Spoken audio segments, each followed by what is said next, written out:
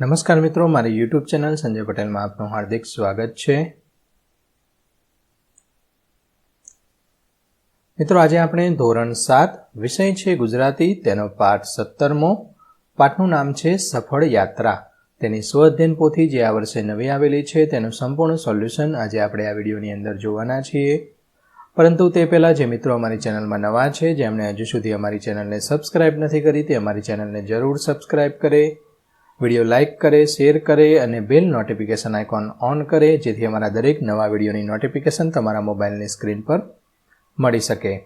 મિત્રો, આ દરેક વિડીયોનું PDF સ્વરૂપે સોલ્યુશન મેળવવા માટે તમારા મોબાઈલના પ્લે સ્ટોરમાં વિશ્વગુરુ સર્ચ કરી એપ્લિકેશન ઇન્સ્ટોલ કરી શકશો। તદ્દન ફ્રી એપ્લિકેશન છે, કોઈપણ પ્રકારનો ચાર્જ તમારે એપ્લિકેશન વાપરવાનો આપવાનો નથી।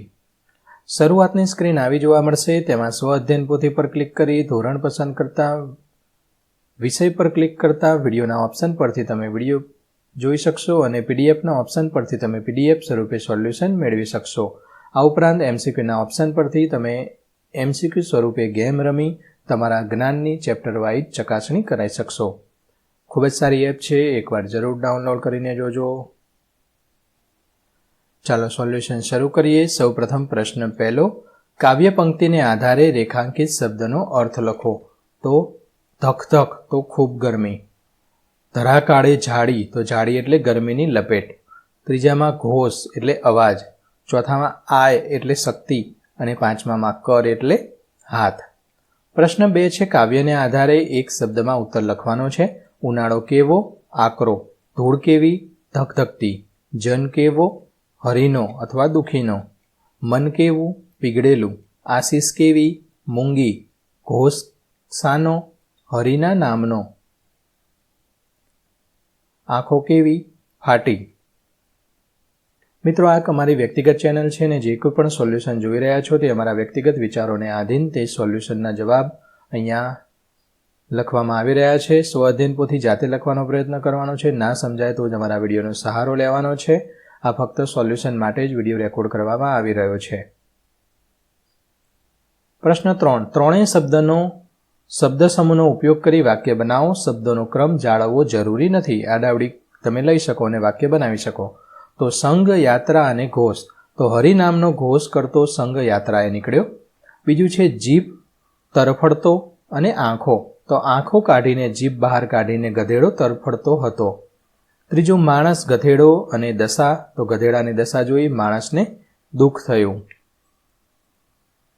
ચોથું છે ગંગાજળ, યાત્રા અને રામેશ્વર, તો સંઘ ગંગાજળ લઈ રામેશ્વરની યાત્રાએ જતો હતો।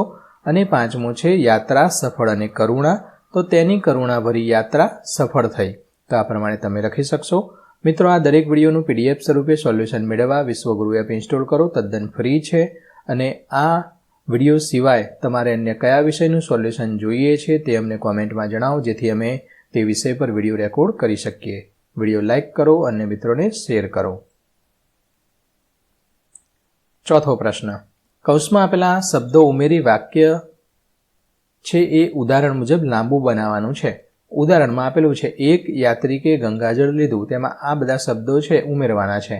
તો એક યાત્રિક રામેશ્વર તરફ ગંગાજળ ચઢાવવા આસ્થા સાથે હરિગુણ ગાતો ચાલ્યો જતો હતો, એવી રીતે બનાવી શકો। પહેલું છે સંઘ ચાલો જાય છે, તો આ શબ્દો ઉમેરતા વાક્ય લાંબુ આ રીતે બનશે, હરિનામના ઘોષ સાથે સંઘ રામેશ્વર તરફ ચાલો જાય છે। બીજું, ગધેડાની આંખો ફાટી જતી હતી, તો તરસથી તરફડતા ગધેડાની જીભડી બહાર નીકળી ગઈ હતી અને આંખો ફાટી જતી હતી।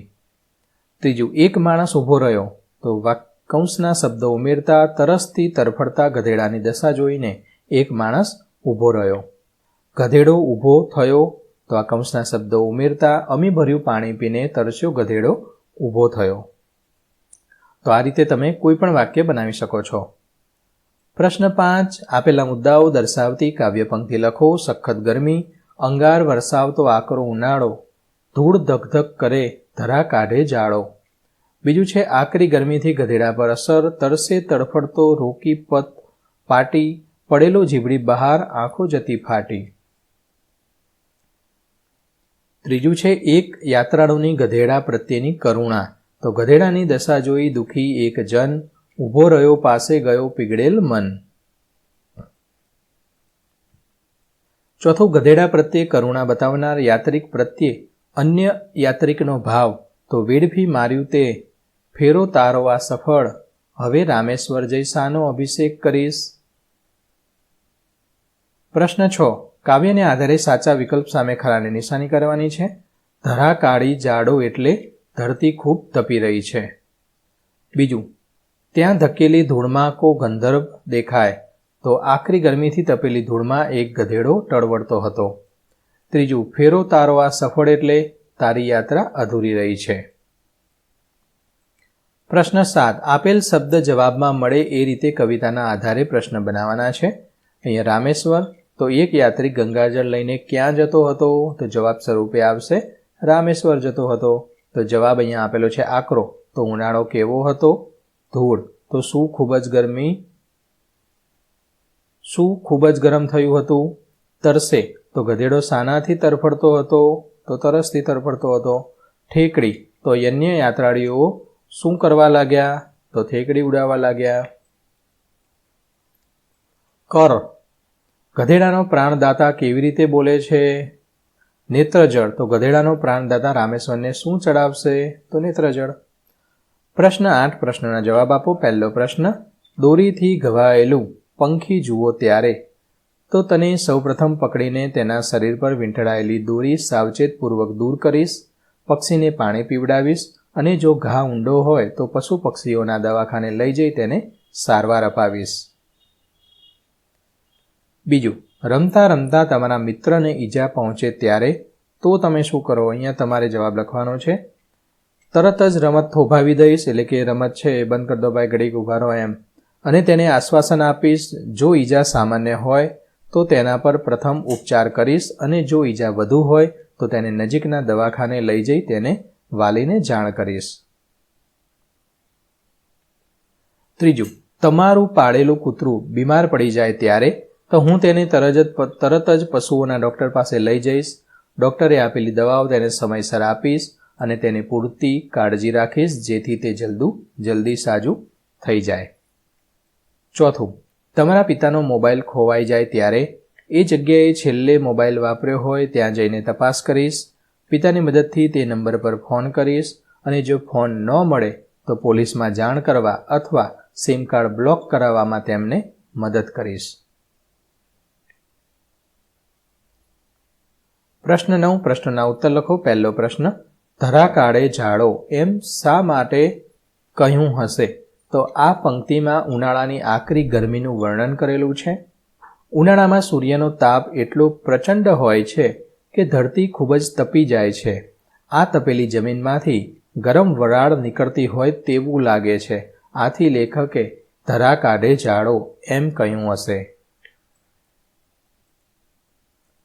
બીજો પ્રશ્ન છે, ગધેડાની હાલત કેવી હતી કેમ, તો ગધેડો તરસથી તરફડતો હતો, તેની જીભ બહાર નીકળી ગઈ હતી, આંખો ફાટી રહી હતી, ઉનાળો સખત તાપ અને અંગાર વરસતો હોય તેવો ગરમ ધૂળને કારણે તેની આ હાલત થઈ હતી.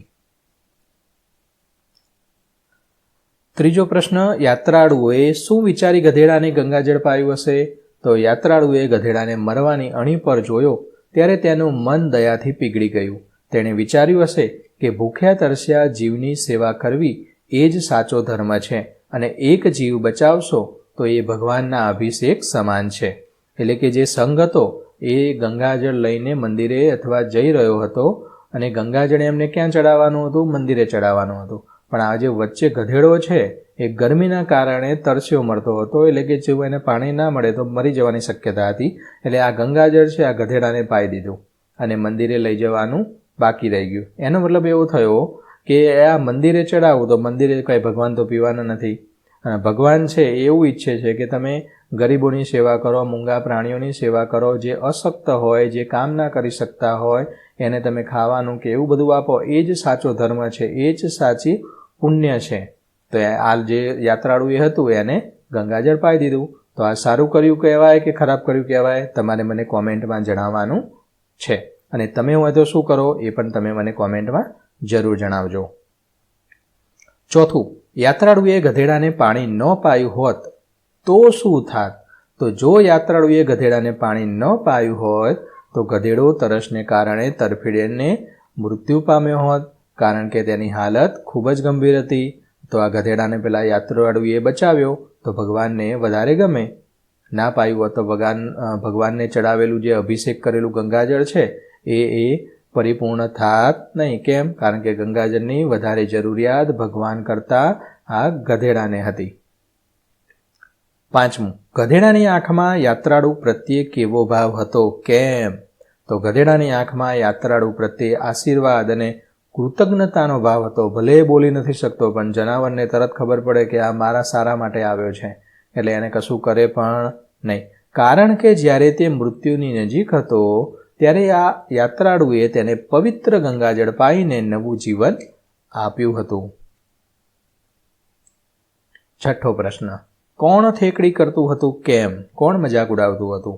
તો સાથે રહેલા અન્ય યાત્રાળુઓ ઠેકડી કરી રહ્યા હતા, કારણ કે તેઓ માનતા હતા કે આ સજ્જન માણસે પવિત્ર ગંગાજળ એક ગધેડાને પાઈને વેડફી નાખ્યું છે અને હવે તે ભગવાનને અભિષેક કરી શકશે નહીં. આ ભગવાન કરતાં પણ સૌથી વધારે મોટો અભિષેક છે જે એને આ ગધેડાને પાયું છે. 7. ઠેકડી કરતા યાત્રાળુઓ માટે તમારા વિચાર લખો. તમે ઠેકડી કરતા મજાક ઉડાવતા હતા પેલા બધા, જે ગંગાજળ પાયું હતું ને પેલા યાત્રાળુનો, એનો મજાક ઉડાવતા હતા બીજા બધા, તો એના વિશે તમે શું કહો? અહીંયા તમારે લખવાનું છે. તો ઠેકડી કરતા યાત્રાળુઓ ધર્મનો સાચો અર્થ સમજતા ન હતા.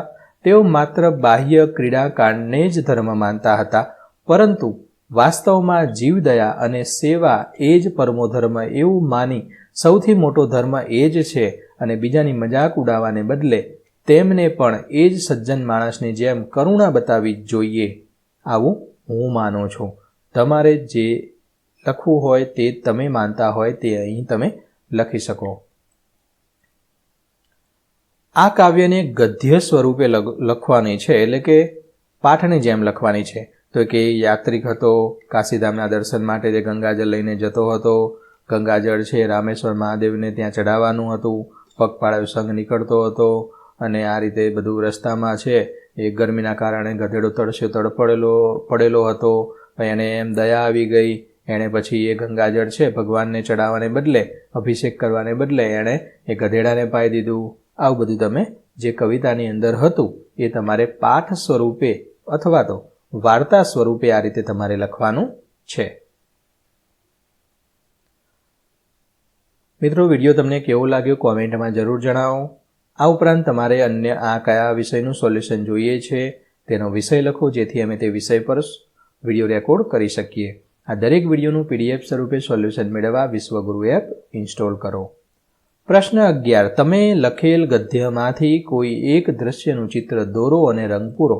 કોઈ બી એક દ્રશ્યનું ચિત્ર તમે અહીંયા દોરી શકશો અને તેમાં પેન્સિલ અથવા મીણિયા કલર પૂરવાના છે, સ્કેચ પેન કલર પૂરવાના નથી, કેમ કે તેની પાછળની સાઈડ એની છાપ પડી જાય છે અને તમે લખેલું છે એ પરીક્ષામાં વાંચવું હશે તો વંચાશે નહીં. તો મિત્રો, આશા રાખું કે આ વિડીયો છે તેનું સોલ્યુશન તમને સારી રીતે સમજાઈ ગયું હશે.